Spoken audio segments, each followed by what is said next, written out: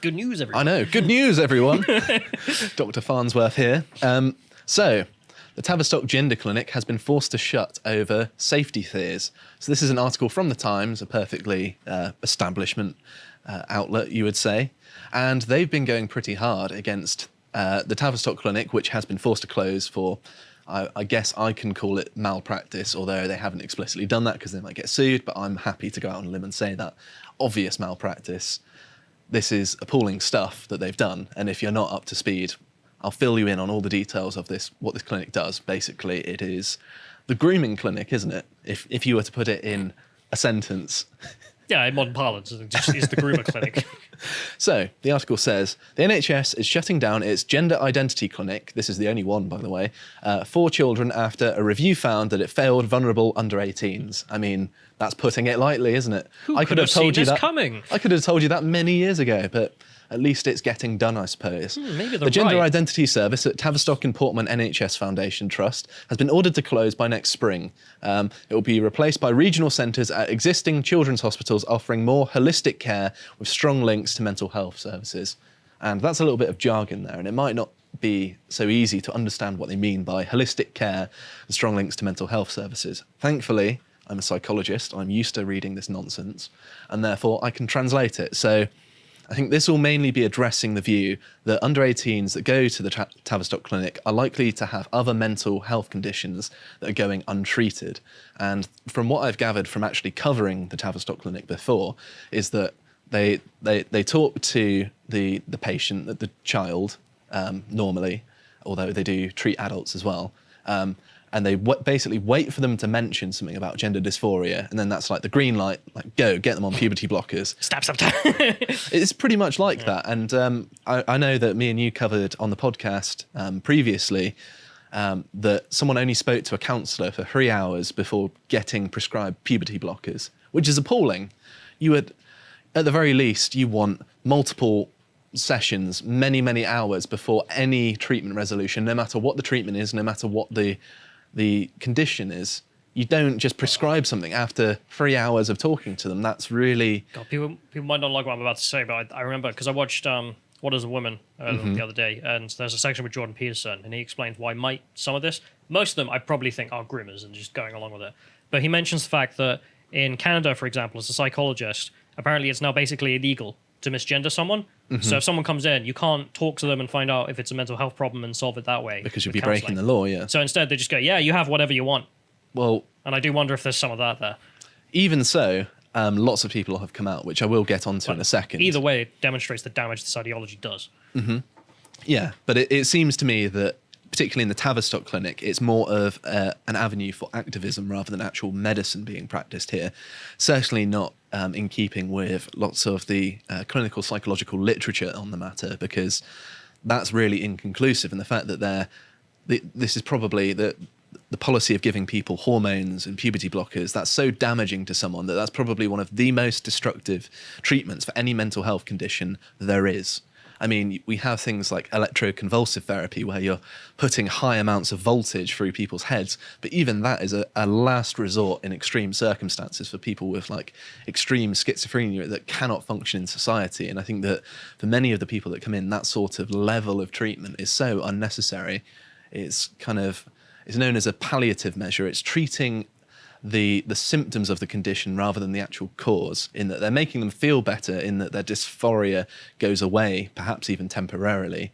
But then, of course, now they've basically mutilated themselves. Their body will never be the same again, just for something that's psychological, which in theory could go away. No. It's all up here. None of that is correct medicine. No.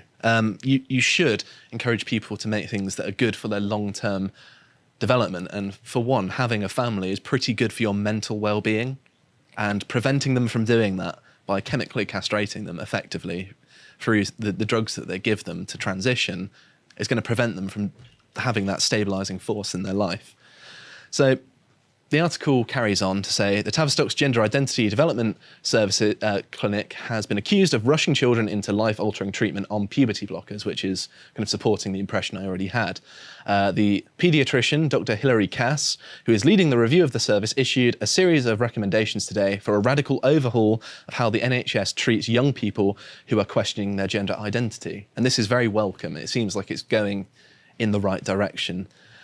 She found that the Tavistock Clinic was not a safe or viable long-term option, and that other mental health issues were overshadowed when gender was raised by children referred to the clinic, which is exactly what we've been saying repeatedly for a long time. Cass, former president of the Royal College of Paediatrics and Child Health, said the existing model of a sole provider for gender services should be scrapped as it failed to meet the holistic needs of distressed and vulnerable teenagers. And I think what she's trying to say is that through having a specific focus, you're going to gather lots of ideologues that are going to go there specifically to reinforce this ideology. Whereas if you get a more general practitioner, they're less likely to have bought into this nonsense, more likely to treat it like gender dysphoria, more like a condition, which is what they need. It's a very long-winded way of saying they're a bunch of groomers, can't trust them. Yes. And something that's very positive is I've included a screenshot here of a poll on the Telegraph article. Is the NHS right to shut the Tavistock Gender Clinic? 96% of users agree with me, which obviously I voted yes, because come on. Are you for grooming or not? Apparently 4% of the public are like, I don't know. But this is the Times. They're not really, they're not massively right-wing, are they? So if this is the public mood, then we're out for blood, basically. Yeah, I mean, well, this organisation funded by the taxpayers has been practically mutilating children for years. And everyone was just like, oh, it's fine because of ideology. So I wanted to look into why exactly this has happened in the first place. How have we got this small victory? I mean, we've still got some distance to go, but it's a change in the right direction. So first and foremost is that there was a massive surge in cases, which kind of brings things up in a clinician's mind that, okay, there's something external going on here. So there's another article from the Times here, and it reads, for me, it began with a graph. In 2017, I was shown a chart of children referred to the Gender Identity Disorder Services, the Tavistock and Portman Trust's Gender Identity Development Service Clinic, what a mouthful, in northwest London. Overall case numbers had risen from just 72 in 2009 to 2010 to 1,807 in 2016 to 17. But there was something more puzzling. The female referrals, once a fraction of the males, now made up 70%, from 32 to 1,265. The number of teenage girls with gender dysphoria had risen by 5,000% in 7 years. So this is obviously indicative of some sort of change, right? I just thought, imagine if this is a schizophrenia graph, right? I mean, the results would be, holy God, what is happening to society to make everyone so mentally ill? And you'd be thinking... Over okay, 7 years as well. That's a tiny amount of time in terms of this. something's really messing up the youth of today. And instead we get the lecture of, I know this is people expressing themselves. So yes, perfectly natural. One of the reasons that women or young girls are particularly susceptible to trans ideology is a predisposition towards autism in particular. So if we move on to the next article here, autistic girls seeking answers are seizing on sex change. So this is from January of 2021. So this has been an ongoing dialogue in Britain, Turf Island as it's known. So we've actually been quite successful at pushing back, but I'll get onto that in a second. So it reads, a global expert on autism has warned in newly released legal papers that girls who are autistic or anorexic appear more likely to say they want to become boys. The evidence by Professor Christopher Gilberg was given in a High Court case that led to a landmark ruling last month saying children under 16 were unlikely to be able to give informed consent to undergo treatment with experimental puberty-blocking drugs. So here we are, expert testimony saying that yes, these people are vulnerable and they're being groomed into transitioning. I don't know why I did the quotation marks, but... I'm laughing a little bit. I just saw in the chat someone say, oh, women most affected by trends and fashion. I am shocked. So there's also been a series of prominent resignations and whistleblowing in the Tavistock Centre. So here's an article on Quillette. Why I resigned from Tavistock. Trans-identified children need therapy, not just affirmation and drugs. I know. Who'd have thought it? So it reads, over the past 5 years, there there are voices in your head. There has been a 400% rise in referrals to the Tavistock Centre in North London. And yeah, it carries on to talk about how there's a climate where it's difficult to push back on these sorts of things. And I'm going to read here from another extract. Those who advocate an unquestioning affirmation-based approach to trans-identified children often will claim that any delay or hesitation in assisting a child's desired gender transition may cause irreparable psychological harm and even possibly lead to suicide. They also typically will cite research purporting to prove that a child who transitions can expect a higher level of psychological health and satisfaction. None of these claims align substantially with any robust data or studies in this area, nor do they align with the cases I have encountered over decades as a psychotherapist. And this is someone who worked at the Tavistock Clinic, basically saying that it's all rubbish. And they've got many years of experience and they know the data. And they're saying that neither of those align, which is, again, what we've been saying for ages. But wait, that's not all. In June last year, there was a whistleblower who said that patients were in danger at controversial gender clinic, the Tavistock Clinic, and sues the trust and claims that doctors were told to hide concerns for the safety of young people who are being rushed into taking puberty blockers. And this is even worse because this is someone who worked as the chief of safeguarding, who's meant to be looking out for, the well-being of the children coming into the clinic. However, it seems to me that the clinic had an atmosphere or a climate of avoiding her entirely and just saying... Well, it's bad when the chief of safeguarding is suing you because of your lack of safeguarding. Well, yeah. They supposedly just sidelined her and had her in a position just as in a symbolic way rather than actually allowing her to do her job. Safeguarding would be transphobia. And just to clarify, she did successfully win her case and won £20,000 from the clinic. So seems like she was vindicated that they were unjustly doing so. So there are a number of cases of former patients suing the clinic as well. So this article from the Daily Mail. My first thought as I came around was, oh God, what have I done? Man suing the NHS over trans surgery he bitterly regrets has waived his anonymity to share his ordeal. And I'm just going to read a little bit from this. For Richie Heron, a bright and articulate civil servant, I don't think that's possible. From Newcastle, life over the past 4 years has become unbearable. It takes him 10 minutes to empty his bladder, a process as painful as it is slow. Any sex drive is long gone. In fact, he says his crotch is numb, shell-shocked from the damage done to him under the apparent care of the NHS.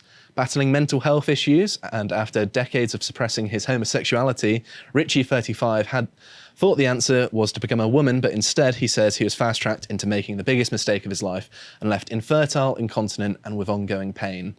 So, yes, this is a clear case of someone that's been failed because, you could have addressed, say, the underlying health issues, the suppressed homosexuality, and this could have been avoided. With proper psychological care, this person could have avoided mutilating themselves.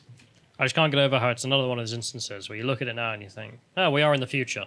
Because I remember, what was it, like 4 years ago or something, even 2 years ago, when Carl was saying, man, in a few years we're going to get all these stories in which we have loads of people saying about how they've been led down this path and they're going to end up suing. And I say, well, yeah, we're in the future now. We're at the point in which that's all true. And we go to the next bit. Talking of Carl even, here is a book club on Abigail Shrier's Irreversible Damage, which talks about all of the damage that these treatments can do to people, which he did with Harry, which is definitely worth checking out if you want a full picture of the damage that it does to the human body, and very much worth looking up if you actually want to have an informed discussion about this thing, because just hitting people with the damage they can do to themselves is the most emotionally impactful way that you can get across to them. Just like, do you want to be infertile and incontinent for the rest of your life? If the answer is no, well, maybe reconsider your decision. I know, it's a no-brainer for us, isn't it? Yeah. So yes, moving on, this is another case which I'm not going to go into too much because I think it was one of the first segments I did on this podcast, is the case of, I think it's Chiara Bell. She recently did a story after this cancelling of the Tavistock Clinic came out, and she says, what they did was despicable. I should have never been changed gender at 16. And she's talking about how she regretted after 6 years of living as a male, she regretted it, wanted to change back, and she sued them in 2020 and won, which is another suing. They must be hemorrhaging cash, if nothing else. So yes, well, it's our money. Also worth mentioning that they went through the transition and they want them to stop prescribing drugs to children entirely, which is the sensible choice, obviously, isn't it? I know. That's gone a bit far, isn't it? Mm-hmm. How about we don't give literal castration drugs to kids? I know, this would have been a no-brainer about 10 years ago, wouldn't it? So it's also worth mentioning that data on things like comorbid, which I'll explain what that word means in a second, conditions with gender dysphoria have been emerging. There's been a lot more research because previously the defence that the ideologues have had is, well, there's not much research.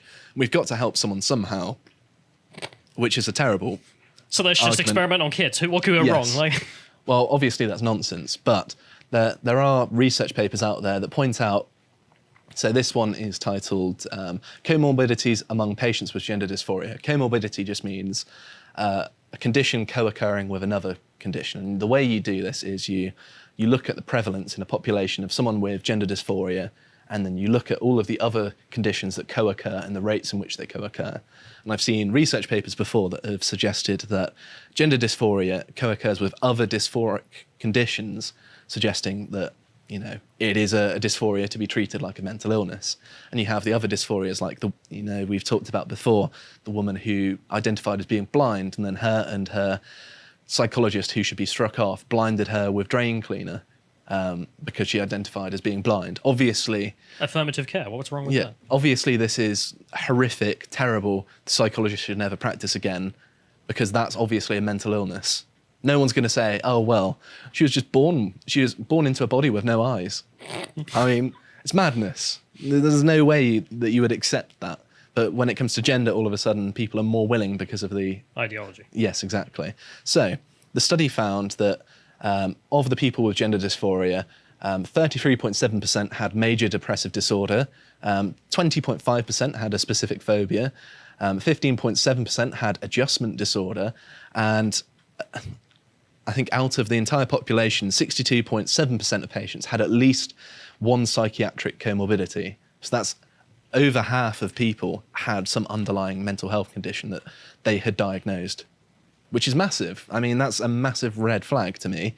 Other studies as well have found that in their lifetime, people with gender dysphoria are about 72% out of 100 of the time more likely to experience... No, that's not right, is it? So I think it's 72% of people with gender dysphoria will experience a mental health condition in their lifetime. That's what I was trying to say. Sorry, I'm a bit tongue-tied with all the research here. So there's another study here as well, which is a 2020 review of mental health comorbidities, which is, because it's a review of lots of different studies, it's a bit more reliable. So it includes 37 studies published within the last 5 years. And it reads as follows. Among all of the psychiatric disorders considered, the most frequent are depression, suicidal ideation and anxiety, other pathologies that, although to a lesser extent, also show a higher prevalence than the cis population, annoying trans ideologue language, but still, are substance abuse, eating disorders, suicide attempts, autism spectrum disorders, or dissociative disorders. And yes, so it seems to me here that The science is in. yes. Unfortunately, this research paper in particular then goes on to talk about depathologizing transgenderism. So even though they've got all that data, the interpretation is still wrong.